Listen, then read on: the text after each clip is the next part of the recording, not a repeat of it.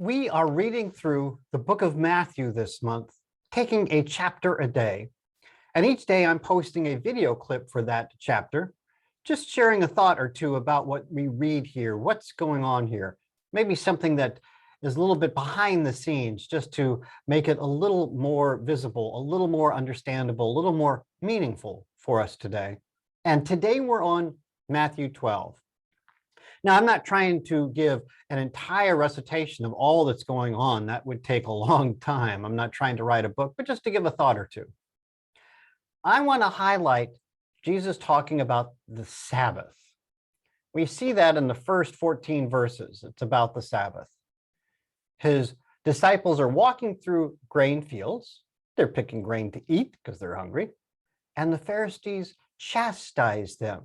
You're picking grain on the Sabbath. You're working. That's against the law of Moses, the Old Testament. They'd missed the point what the law of Moses was about. It goes on to a healing that happened in the Sabbath, when he goes into the synagogue and there was a man with a withered hand. Is it lawful to heal on the Sabbath? Jesus said to the Pharisees, "What man is there among you who has a sheep, and if it falls into a pit on the Sabbath, will not lay hold of it and lift it out? Now, if you do that, that certainly is working on the Sabbath." It's the same idea.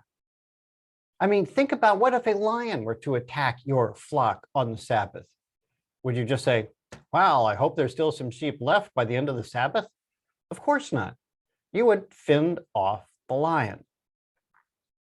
And as much as we are talking about sheep here, he makes it clear that a person is of greater value than any sheep. That's from verse 12. And if we would do that for a sheep, then we certainly better do that for a human being. The need is clear in our society today and in our world, our culture. There are people hurting all over the place that need healing, that need help, that need caring and compassion. I love it when he says in verse 7, "I desire mercy and not sacrifice." Mercy. It's about loving our neighbor. Granted, that's not till later in the book of Matthew when he's asked, what are the greatest verses? What are the greatest commands? Love the Lord your God, number one. Love your neighbor, number two. Love your neighbor. He is stressing how critically important that is. Later on, down in verse 33 through 37, where he's talking about people are known by its fruits. Think of a tree. A tree can either bear good fruit or bad fruit.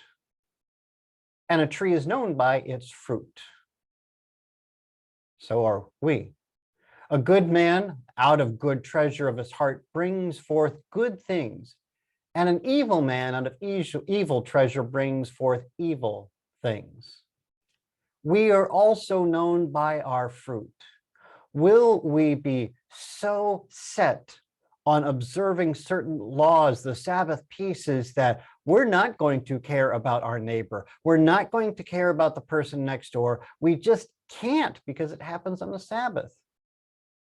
The reality is we could always find an excuse why not to love our neighbor. We can always find an excuse why we shouldn't reach out. We can always come up with excuses not to love, not to show compassion or mercy. But Jesus is saying that if we do that, we are always breaking God's law to love our neighbor.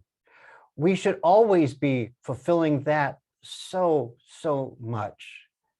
The opportunity abounds on every day, not just the Sabbath. What is our excuse? Let's stop making excuses.